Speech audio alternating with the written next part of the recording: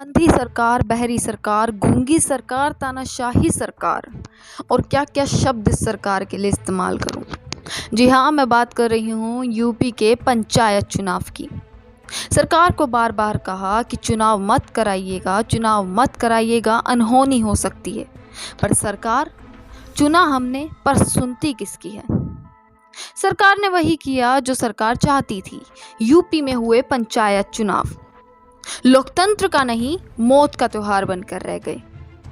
UP के पंचायत चुनाव की बात मैं यहाँ कर रही हूँ। सरकार हर बार आंकड़े छिपाती है। पिछले 2 महीने से जिस प्रकार से कोरोना का कहर जारी है, इतनी मौतें देश में हो रही हैं, फिर भी सरकार आंकड़े छिपाती है। आपके सामने 1000 लाशें होंगी तब भी सरकार कहेगी कि केवल 3 से 4 लोगों की मौत हुई है। यही तो हो रहा है। उत्तर प्रदेश में पिछले दिनों संपन्न हुआ पंचायत चुनाव कई परिवारों के लिए कहर बनकर सामने आया। चुनावी ड्यूटी में लगे कर्मचारियों में से कईयों की मौत कोरोना की वजह से हुई। कर्मचारियों की बड़ी संख्या में हुई मौतों की वजह से कई परिवार पर मुसीबतों का पहाड़ टूट पड़ा। लेकिन इसके बावजूद सरकार ने कोरोना की वजह से कहा कि केवल 3 कर्मचारियों की मौत हुई है। यह दावा सरकार ने किया कि केवल 3 कर्मचारी कोरोना की वजह से उनकी मौत हुई है। वहीं उत्तर प्रदेश के शिक्षक संगठनों ने कहा कि पंचायत चुनाव में ड्यूटी करने वाले 1621 शिक्षकों, शिक्षा मित्रों और अन्य विभागीय कर्मियों की कोरोना से मौत हुई है। अरे सरकार, कब तो सच बोलो, कभी तो सच बोलो। आपको चुना, यहाँ बात है सरकार में बैठे हर उस जिम्मेदार इंसान की जिसने जिम्मेदारी ली, चाहे वो राज्य की सरकार हो, चाहे किसी जिले के विधायक हो, चाहे कोई मंत्री हो या मुख्यमंत्री हो या प्रधानमंत्री ही क्यों ना हो। जिम्मेदारी आप सभी ने ली थी। जिम्मेदारी दी थी संभालने की, देश संभालने की, ना कि मौतों के आंकड़े छुपाने की या देश बर्बाद करने की। एक रिपोर्ट के मुताबिक उत्तर प्रदेश के मुख्यमंत्री योगी आदित्यनाथ के गृह जनपद गोरखपुर में भी चुनाव में लगे कई कर्मचारियों की मौत कोरोना संक्रमण की वजह से हुई। लेकिन इसके बावजूद सरकार पूरे राज्य में सिर्फ 3 मौतों के होने का दावा करती रही। गोरखपुर की रहने वाली पार्वती प्रजापति भी पेशे से शिक्षिका थीं और वह पंचायत चुनाव की ट्रेनिंग के दौरान ही कोरोना संक्रमित हो गई थीं। कोरोना संक्रमित पाए जाने के कुछ दिन बाद ही पार्वती की मौत हुई। अपने पत्नी की मौत से गुस्साए पति शिव शंकर प्रजापति ने कहा कि पंचायत चुनाव लोकतंत्र का नहीं था बल्कि मौत का त्योहार था। अपनी जान पर जान की बाजी लगाते हुए ऐसे 1600 से ज़्यादा शिक्षक रहे जिन्होंने अपनी जान की बाजी लगा दी, अपनी जान गंवा दी, परंतु ड्यूटी नहीं छोड़ी। बस सरकार रही तानाशाही। सरकार सत्ता का सुख भोगने में लगी रही। सरकार को फर्क ही नहीं पड़ा। पार्वती प्रजापति के मामले को लेकर जब गोरखपुर के डीएम विजेंद्र पांडियन से सवाल पूछा गया तो उन्होंने कहा कि जिन भी कर्मचारियों की मौत ट्रेनिंग लेने के दौरान हुई है, उन्हें सरकार द्वारा दी जा रही कोई वित्तीय सहायता नहीं मिलेगी। अरे वाह सरकार, एक बार तालियां होनी चाहिए सरकार के लिए कि मौत के बाद भी कोई मुआवजा नहीं।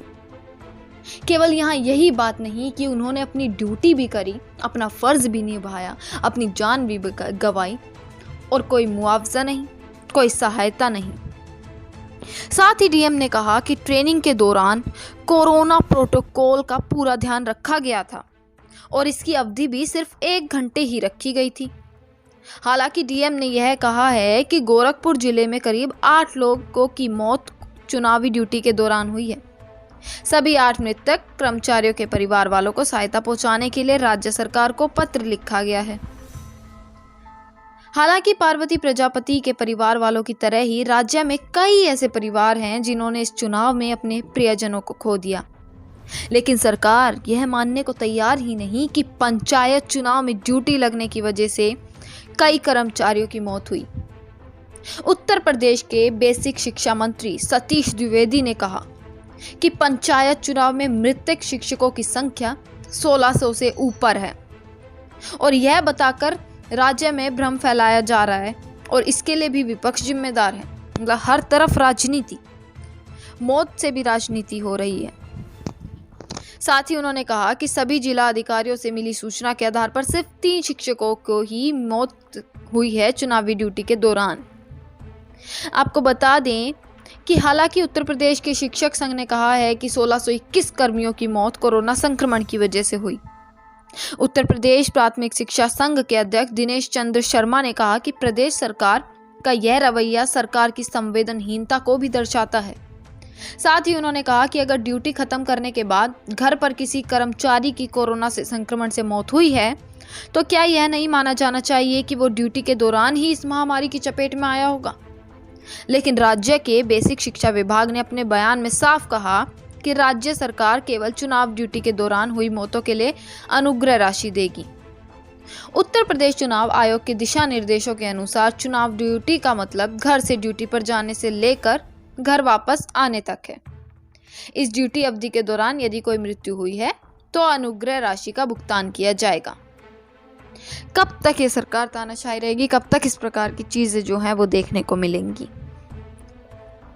कोई अपना फर्ज निभा कर भी उसे सम्मान नहीं मिलता। कैसा रवैया है ये सरकार का। मौतों का खेल खेला जा रहा है।